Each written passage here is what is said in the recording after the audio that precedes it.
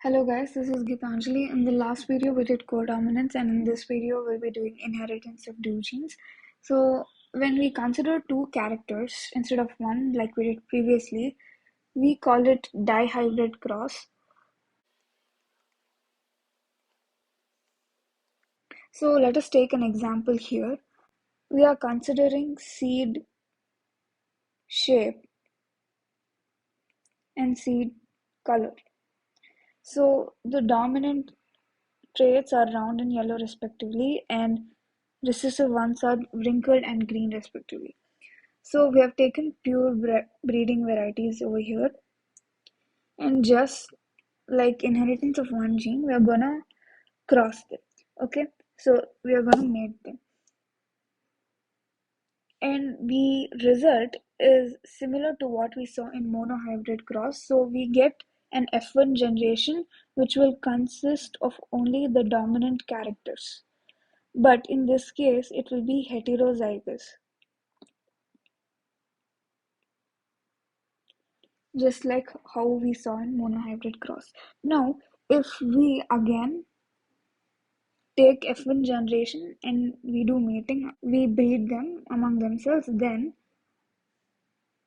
a different case is seen. So we know that their genotype is this. As I told you, there's an equal chance of this particular allele ending up with this allele or this allele in the gamete, or even this gamete can end up with this gamete.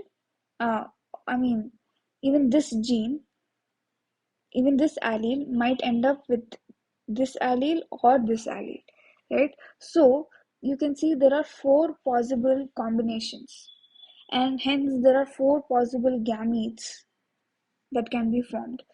And when there are four possible gametes here, there are total 16 outcomes.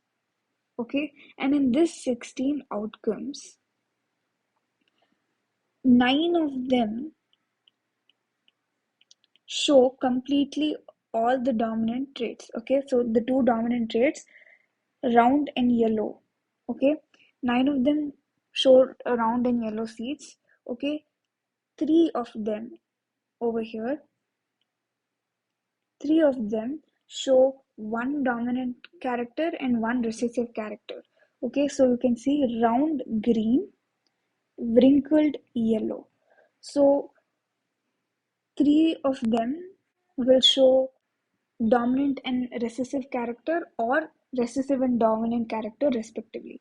So that means together 6 will show either one dominant and one recessive.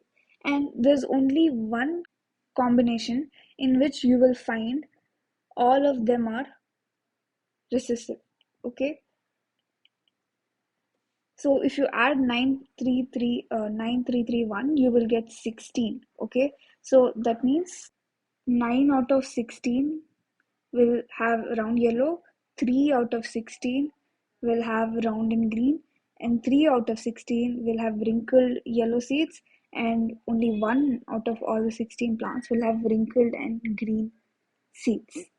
Okay, now if we consider the genotype of this, you will see that the genotype will be 1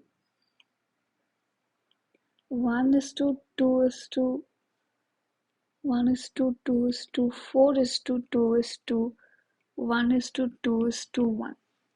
Okay, so in this case also, if you add all of them, you will get 16. Okay, so in 16 outcomes, you will find only one which is completely homozygous and both dominant characters, and you will find two which is heterozygous for one and completely homozygous dominant for other, and you will find one which is homozygous for both but recessive for one and dominant for another one, and two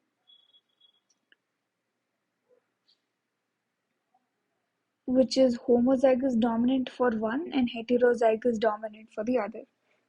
And you will find four which are heterozygous for both.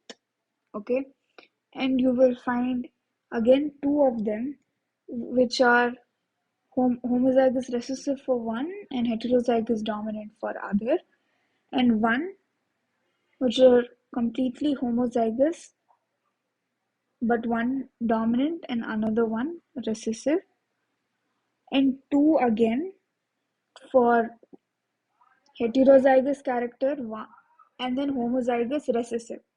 Okay, and the last one completely homozygous but for two recessive characters.